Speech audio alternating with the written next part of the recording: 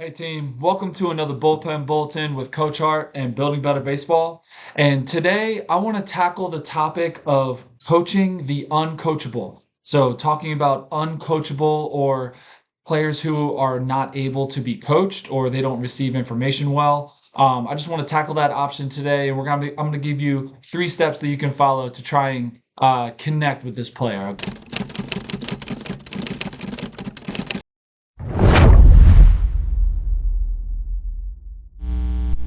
Now, the first thing I want to do is define what is uncoachable, because I think that there are a lot of different views on it, and this is just my personal opinion. This is my definition, and I think it encompasses a lot of things that uncoachable players display. My definition of uncoachable is a player who doesn't receive information from a coach, either unconsciously or by choice. So they're either choosing not to listen to a coach or they're choosing not to receive the information, or maybe they just don't even know that they're doing it. And what you're saying to them and how you're trying to coach them is just not really being received, maybe unconsciously by that player. Okay.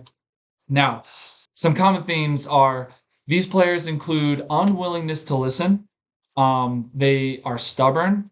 They have a lack of respect. They have an inflated ego, and they are usually a poor teammate. And sometimes they have an unrealistic perception of their own skill set. And this is normally like they think that they're better than they actually are, and that kind of plays into the inflated ego. They kind of go hand in hand. So these are just some general kind of traits or themes of uncoachable players that we'll have to look out for. But before we get into the 3 steps, I want you to remember that anyone is coachable. Every player wants to learn and every player wants to get better because they wouldn't be playing baseball if they didn't, right? I just want you to keep in the back of your mind that every player wants to learn and every player can be coached. It's just a matter of how you get there, okay? Now, the first step is first to seek to understand. So, if you've ever read the book, The 7 Habits of Highly Effective People, one of those habits is seek first to understand, not to be understood. This is where that comes from. So, seek first to understand, okay? There's always a deeper reason for their behavior. And you have to put yourself in their shoes and in their life and ask yourself why they might be behaving like they are. All right. Is something going on at home that is causing them to kind of lash out or be angry or resentful or anything like that? Do they have a past history of previous coaches who they didn't have a good relationship with? Right? What has happened in their life or what is their life like that could be contributing to this behavior or contributing to this not being coachable aspect of them, right? The biggest thing that you can do is ask them what's going on. All right. Ask them, like, sit down and have a conversation with them. Say, hey, Johnny, like, I noticed that, like, I'm trying to give you some pointers and give you some coaching, and like, you're not really receiving it too well. Like, is something going on? Like, am I not doing something that you like, or like, just kind of have a conversation with them. All right. And that will just give you a lot of insight into how they are feeling and almost how they are behaving and like how you could approach it next time, right? And this creates a connection and lets them know that you're there for them. You're bigger than a coach. You're a mentor, counselor, all those things that we've said before. That your job is bigger than a coach. All right. And sometimes coaches, they just get kind of lost in this. I need to teach them baseball, and this is the way that I know how to coach, and they're not receiving it. So therefore, they don't want to learn. You're kind of labeling them as they don't want to learn. And that's not the case. Every player wants to learn, every player can be coachable.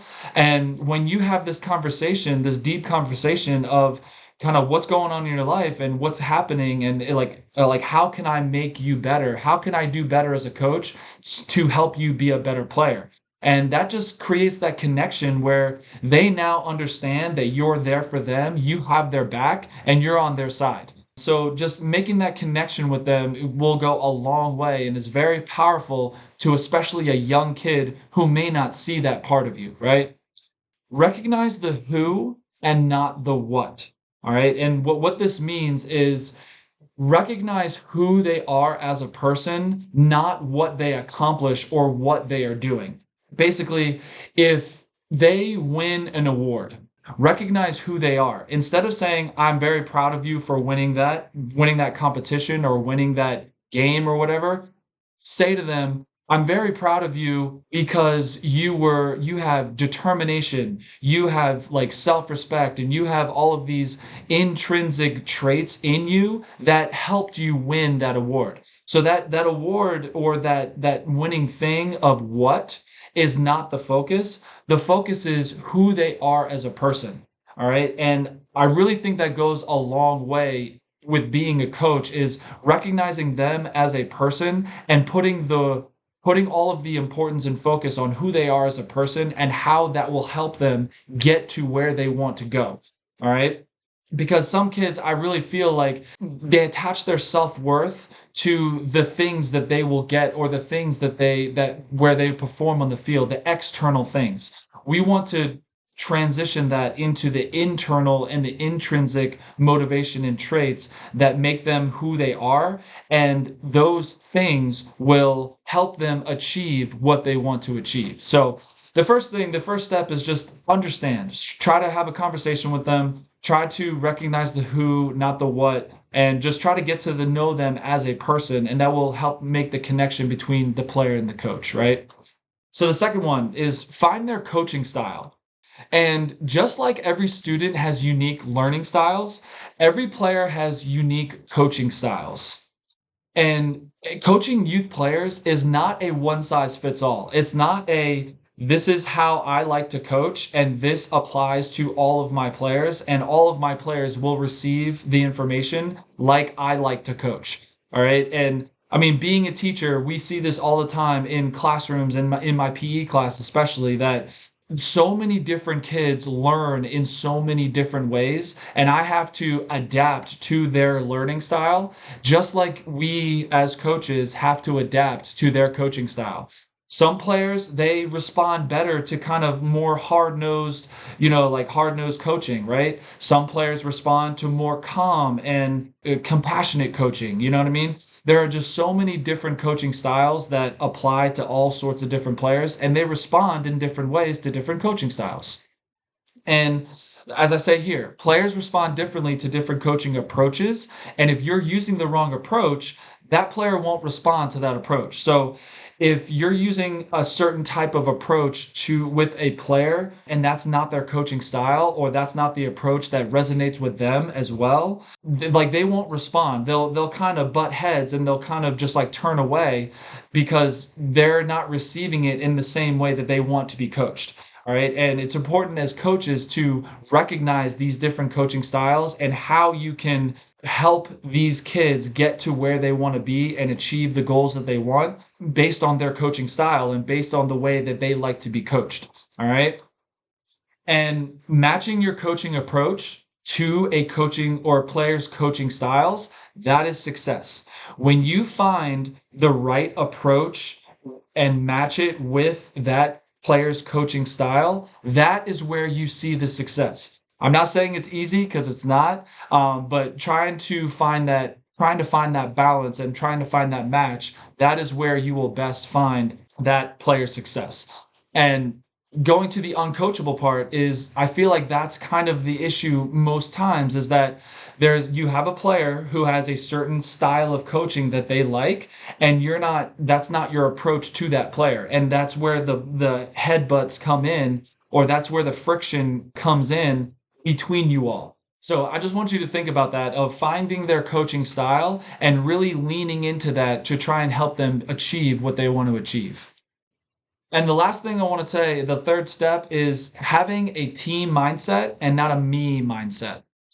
And it is absolutely critical for uncoachable players to understand that baseball is a team game and not a me game. And I feel like that's kind of where a lot of things stem from, is they are sometimes inherently selfish and they think about themselves and they don't think about the team and how your best interest as a coach is trying to help the team. And even though you're trying to help each individual player get better, you're also trying to help the team get better. And these uncoachable players, they may not see that. They may not see that you're trying to make the team better as well, and they are a part of that team. They're only thinking about themselves. So it's really important to kind of just emphasize that baseball is a team game and it's not a me game. And they are part of one team working together to accomplish one goal. And whatever that goal is, whether it to be win games, whether it to be go over 500, whether it be have no errors in the field, whatever that goal is for your team, everybody's working together to accomplish that one goal. All right. And one thing that you can kind of use to reinforce this mindset is if they're a talented player, like if they're one of your best players, but you feel that they're uncoachable or they're not receiving information, have them teach other teammates. If they're really good at their skills, have them help teach other teammates, and that will kind of just reinforce the team mindset of I'm helping my teammates get better, and therefore if my teammates get better, then the whole team rises and the whole team gets better because I am helping. It also helps them not feel so alone and not feel so isolated. It, like I said, it just helps them become more part of a team and trying to raise the whole entire team rather than thinking about themselves. And it's important to encourage and praise positive team interactions in front of everybody rather than focusing on consequences for poor interactions. So I see a lot of coaches, or I hear a lot of coaches, they have consequences if you're a bad teammate or something like that. And that to me only kind of reinforces the label of this uncoachable player is they have this label put on them of they are uncoachable and therefore they will have poor team interactions. And when you have a consequence for their poor team interactions, you're almost reinforcing that label that they've put on themselves or that other people have put on them of being uncoachable. And I'm not saying to not have consequences. That's not what I'm saying. I'm saying you can have consequences, but in the moment of when you see a good team interaction, emphasize it, praise it, encourage it. Say, hey, that's what I like to see. That's the positive team interaction that I like to see. And when you do have a poor teammate interaction, don't have a full consequence in front of everybody and reinforce that label, like I said, to kind of pull that teammate off to the side or pull that uncoachable player off of the side and say, hey, that really wasn't right. That's not okay. Like, this is the consequence. This is what's going to happen. But you're not doing it in front of the team. You're not reinforcing it in front of the team that this player is this way, right? But when you have good team interactions, praise it in front of everybody, encourage it in front of everybody so that everybody sees that that's what's supposed to happen and that's how teammates are supposed to behave. So I really hope this resonated with you, and I really hope this helps you kind of shape your view of these uncoachable players that you might have.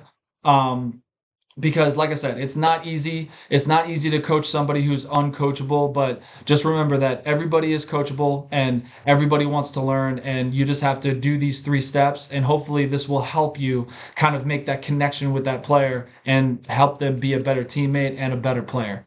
All right. So don't forget to grab your free guide before you go. I have a whole bunch of them down in the description. So feel free to grab one, grab all, grab whatever's helpful for you. So this is Coach Hart. This is Building Better Baseball. Hope you enjoyed it. I'll see you in another video real soon.